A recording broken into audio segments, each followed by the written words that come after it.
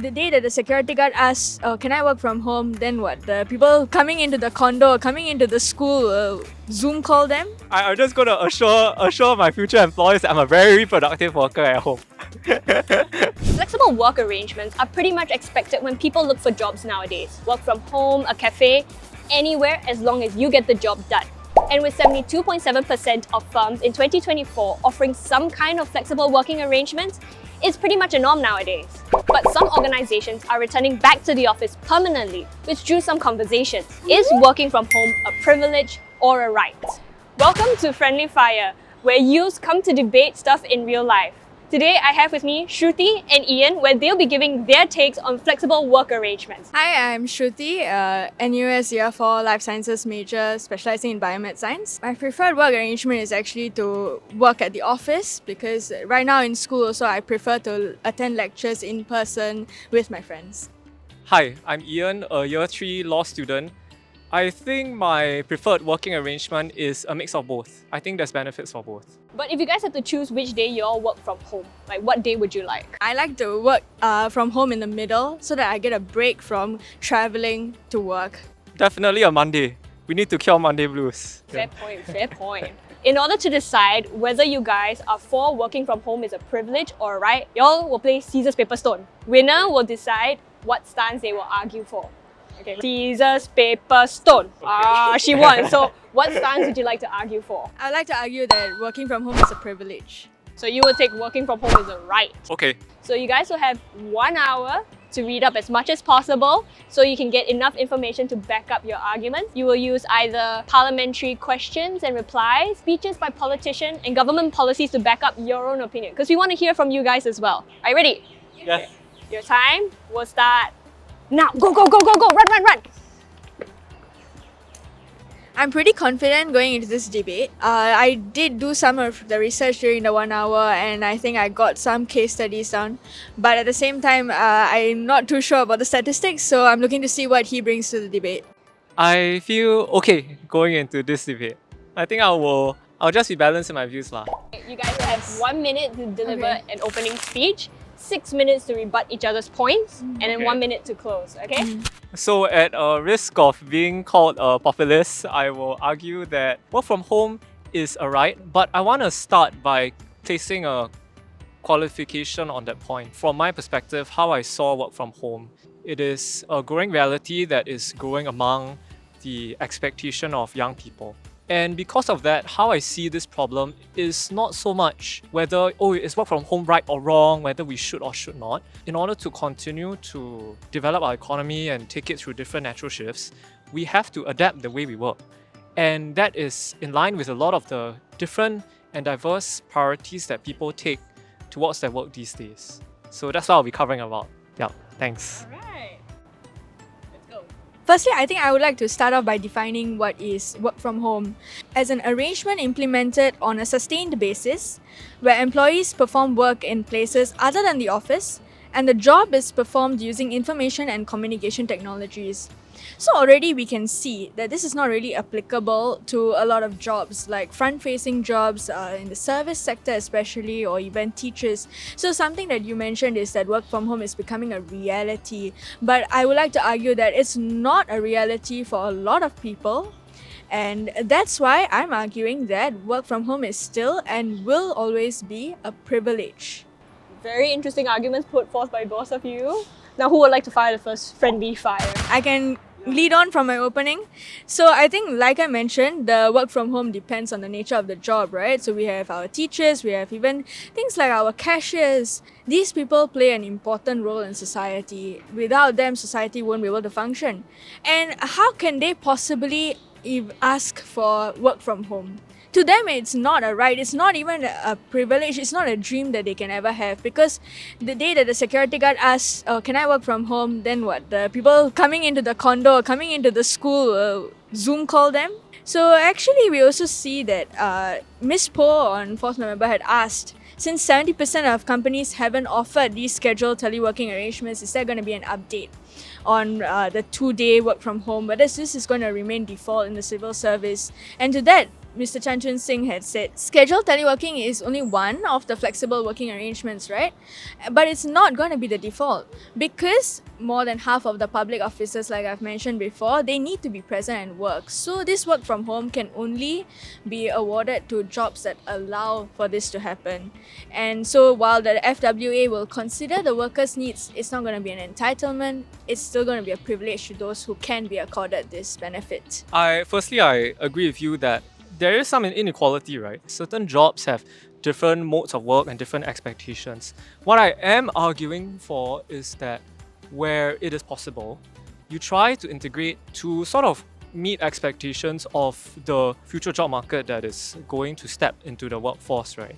And why is this so? I think I saw a recent survey. It's a Randstad survey. 42% would actually quit if they were asked to yeah, if they were asked don't think too hard. So if they were asked to work from office entirely, if you look at the age groups, if I remember correctly, 69% actually said that they would quit if they are Gen Zs.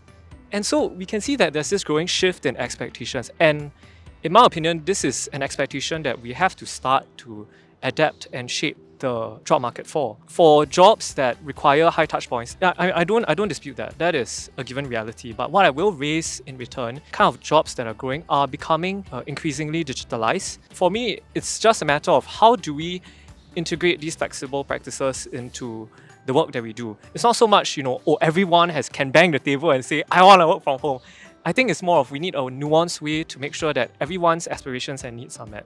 But do you think that it would impact the office environment if everyone works from home at different days? Is there something missing? Are you missing that human touch, that social aspect of working in an office? Yes, Hannah, thank you so much. You led me right to my next point. Like you mentioned, right, we are tending towards more digital work these days. But let us not forget, we are human and we need that human interaction to be productive and to do our work well. But work from home would mean that we're going to have much fewer in-person interactions. We're going to have a lot more Zoom calls or Slack messages and stuff. But even then, most people don't really want to even turn on their videos anymore. So you're just staring at a black screen or you're staring at your own PowerPoint slide deck. So it feels like you're just talking to a wall and you're stuck in your own four walls in your house and doing the work at home. It's going to get very lonely. And you also may tend to get distracted by the stuff that goes on at home instead of paying attention to your work. So that can also affect business productivity. So I think things to consider is that, we'll be losing our human touch, which in the past when everyone came to work, it didn't necessarily mean that 24/7, like when we are in the office, we are doing work constantly. No, there will be interactions at the pantry, there will be people going to lunch together. Whereas now, people just either order Grab or they cook at home, or maybe go down to the hawker center, but it's still all alone. So where is that team bonding? Where's the cohesion that is required for group projects even at the office? Where's that gonna go if we are all turning to work from home? I mean, I will miss the office politics though. I don't have to see some people, that's fine. Hey, no shit. But what about you? What are your opinions? So I think that's a very good point. So for example, I myself, look forward to just hanging out with, for example, we've interned before, right? It's fun, right? You go there, you have lunch, afterwards you have fun. And I think that's why the point that we really need to look at is flexibility. I think no one here is advocating for, I only want to work from home and never see anyone again. People are asking for balance because the reality is a lot of our work expectations are getting more and more balanced these days. In response to the point that human interactions are compromised, I have 2 points. So the first is it really true that making everyone work from office will improve interactions? So let's just be real, right? Sometimes when it's lunch, someone will say, I'm not sure if you felt this before, but someone says, let's go for team lunch or team bonding, and then some people are like, I really have to see everyone, I just want my break. It's a relatable question. You can't always say that you have to force everyone to be in the same microcosm all the time. There has to be a more nuanced handling as to how these interactions are fostered, right? And so the second point, is it really true that putting people at home and leaving interactions to the digital space really impact human interactions? I think firstly, it's an assumption to think that people only interact via the digital space, right?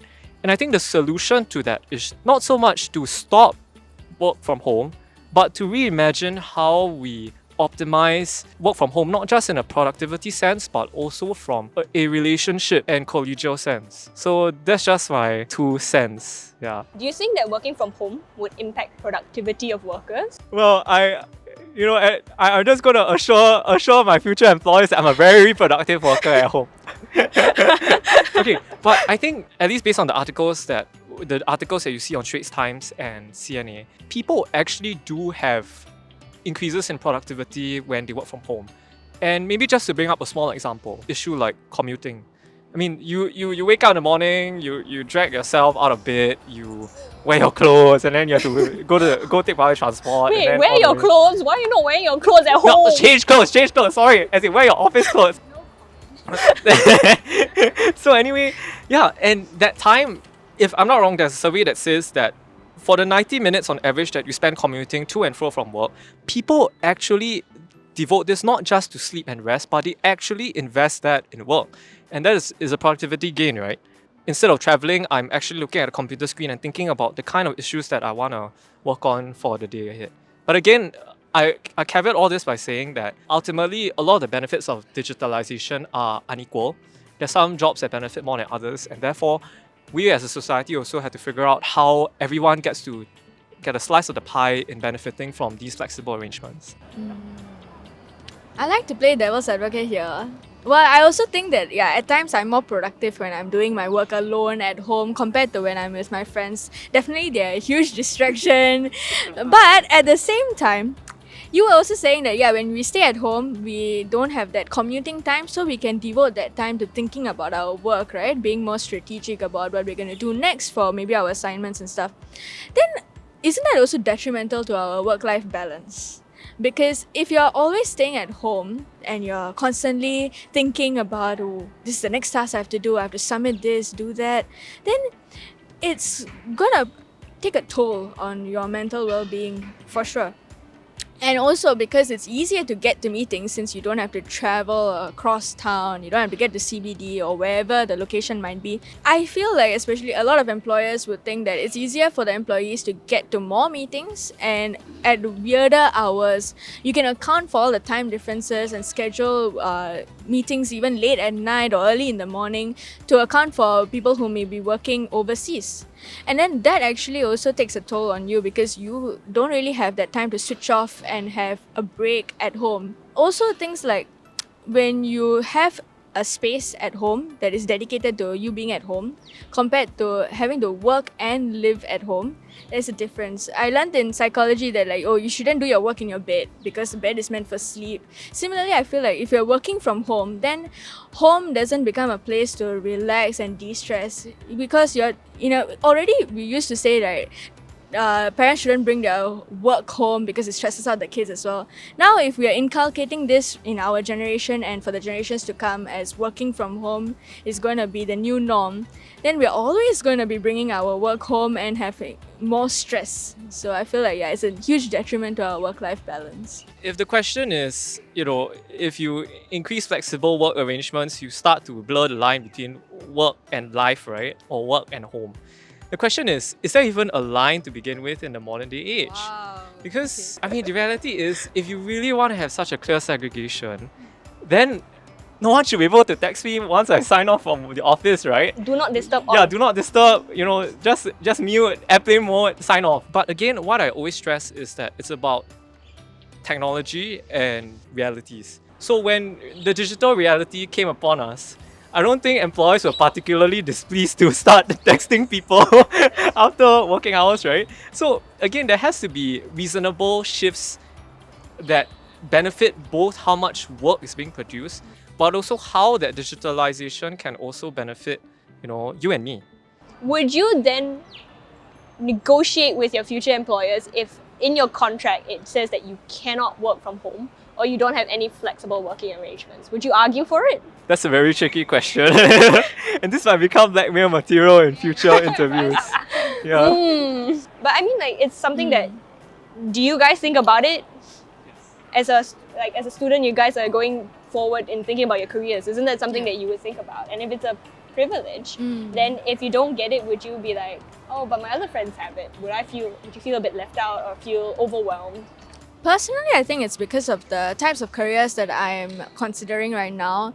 I would already be in a sort of job where either I don't really have that privilege, so like because I'm considering teaching, and if not, it would be research. And so again, we know you'll have days when you have to work in the lab, but there are a lot of research labs that allow for work from home already when it makes sense. Right. So I think therein lies the difficulty, right? When you approach the employer and there is that difference in power dynamics. At least in your mind, and in my mind as a job seeker, and in this economy, yeah, I'm very lucky and very grateful to have a job. That's when you look at it and then you think, never mind lah, just sign off on it and just live with it. It's not so much the right to work from home, but the right to have that honest conversation, right? The right to say, okay, these are my working goals.